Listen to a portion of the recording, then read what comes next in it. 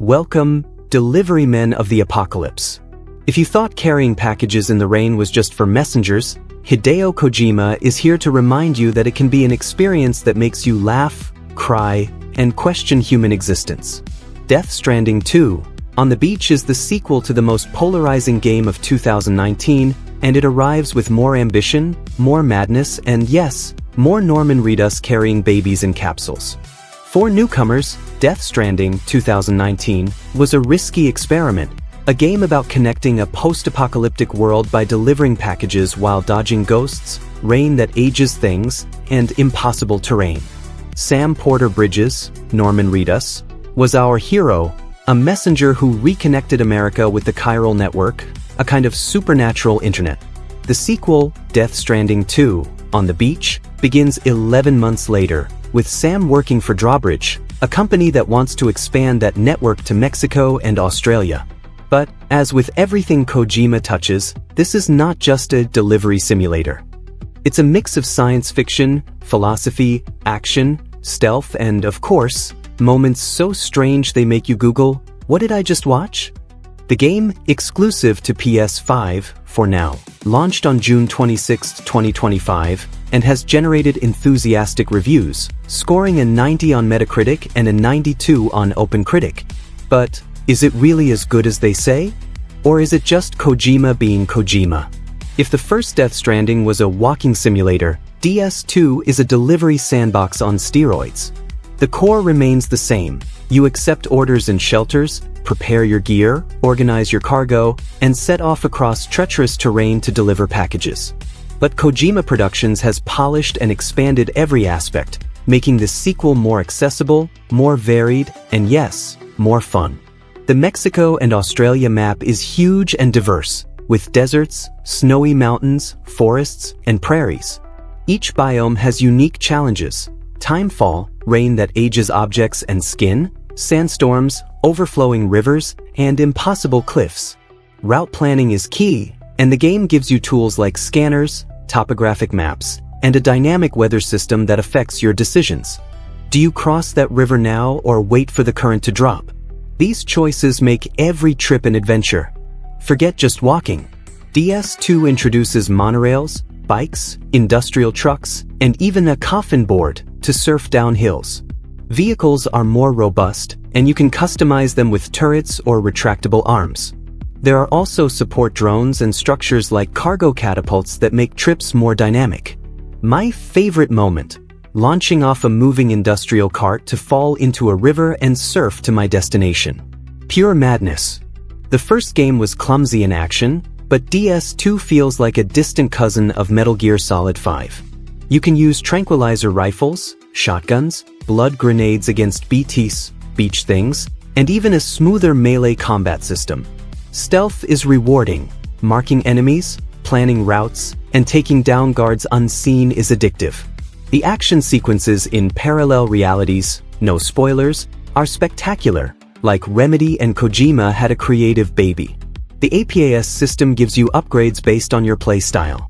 If you shoot a lot, you unlock better aim. If you use stealth, you improve your scanner.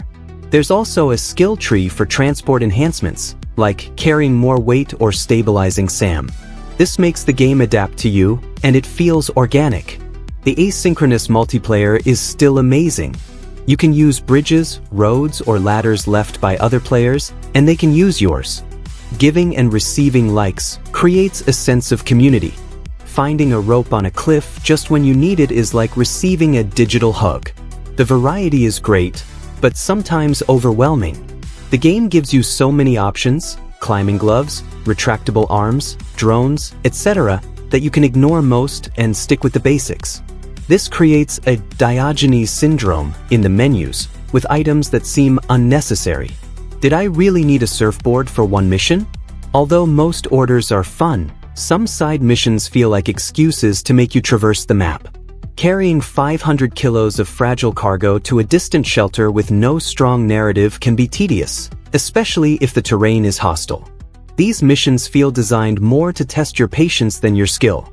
With so many tools, some difficult routes become trivial. A monorail can eliminate the need for planning, and vehicles make dodging BTs too easy. This clashes with the spirit of the first game, where every step was a challenge. While the combat is fun, human enemy AI is mediocre.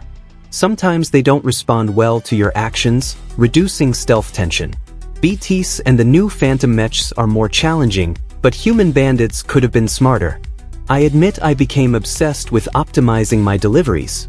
I spent hours reorganizing my backpack so the load wouldn't unbalance me and celebrated like I'd won an Oscar every time I reached a shelter with intact packages.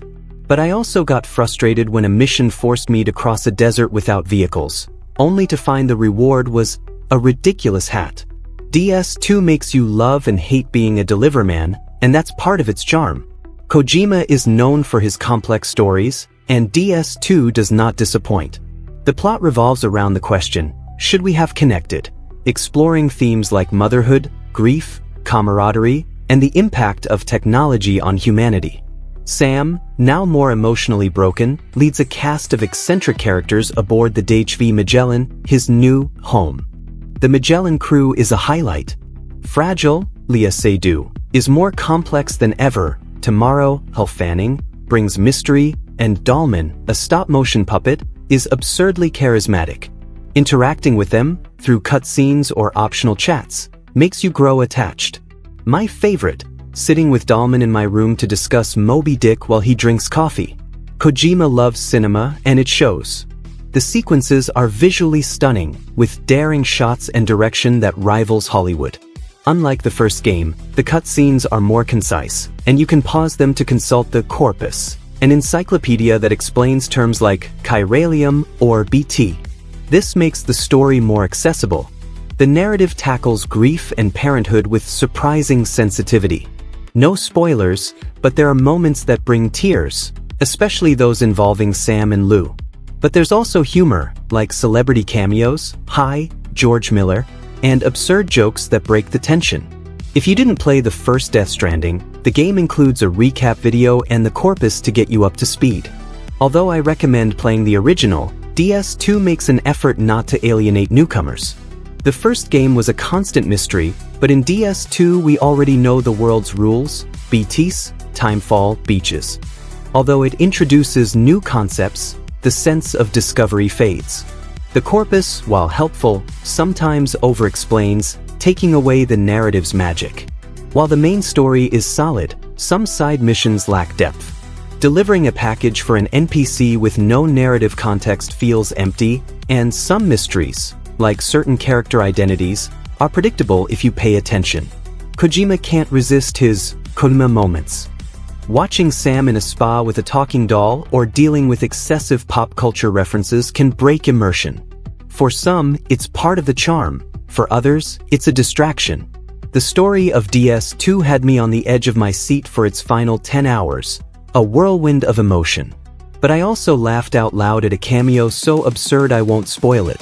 Kojima has the gift of mixing the profound with the ridiculous, and while he sometimes overdoes it, I wouldn't trade his style for anything.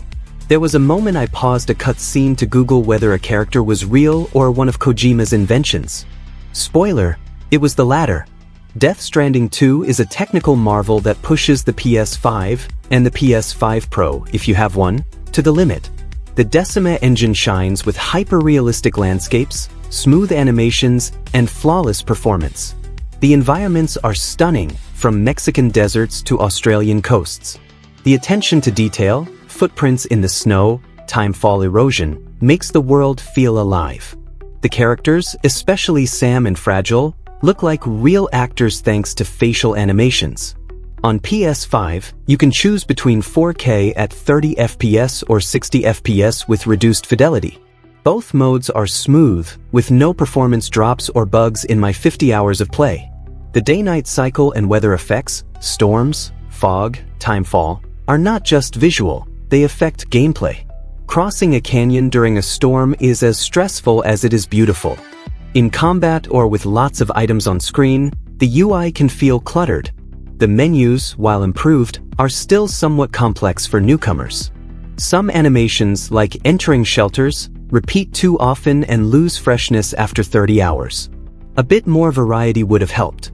Photo mode is a gem, and I lost hours capturing sunrises in Australia or Sam posing with Dolmen. My in-game Polaroid gallery is a mess, but each photo is a memory of this brutally beautiful world. Though adjusting the UI to not cover the landscape was a headache. The music of Death Stranding 2 is another highlight, with Woodkid leading the soundtrack and licensed songs reinforcing key moments. Woodkid's music fits the game's melancholic and epic tone perfectly. His main theme, To the Wilder, is a masterpiece that accompanies the most contemplative moments. As in the first game, songs appear at just the right times, creating magical moments. Walking to a shelter while a ballad plays under the rain is one of DS2's best offerings. The crunch of snow, wind in a storm, or the wails of BTs add immersion. Every interaction with the world has a unique sound. Although the soundtrack is excellent, it doesn't reach the level of BB's theme from the first game, which still gives me chills. Some tracks feel generic in comparison. On long missions, the ambient music can become monotonous, especially in enemy-free areas. I played with headphones to catch every detail, and there was a moment when a song played just as I delivered a package under an inverted rainbow. I cried, I won't lie. But I also complained when the same ambient track played for the third time in a desert. Woodkid, I love you, but give me more variety. Death Stranding 2, On the Beach is an ambitious sequel that refines the original formula and takes it to new heights. It's more accessible, more fun, and visually stunning, with a story that blends deep emotion with Kojima's signature extravagance. The gameplay is addictive, the world is immersive, and the feeling of connecting with other players is unique. Still, it's not perfect. Tool overload, filler missions, and a loss of mystery may frustrate fans of the first game. Also, its slow pace and weirdness aren't for everyone. If you loved Death Stranding, this sequel will make you happy. If you hated the original, DS2 won't convert you, though its action and accessibility might surprise you. For me, it was an unforgettable experience, with moments that made me laugh, scream, and reflect. Kojima remains an eccentric genius, and DS2 proves that video games can be art, adventure, and a virtual backache. Dear Hideo, thank you for making me feel like an apocalyptic deliverman with a talking doll as my best friend. But please, next time skip those missions where I have to carry 500 kilos on foot. My Sam, and my patience, will thank you. Now, I'm off to surf a river on my coffin board while listening to Woodkid. See you on the beach.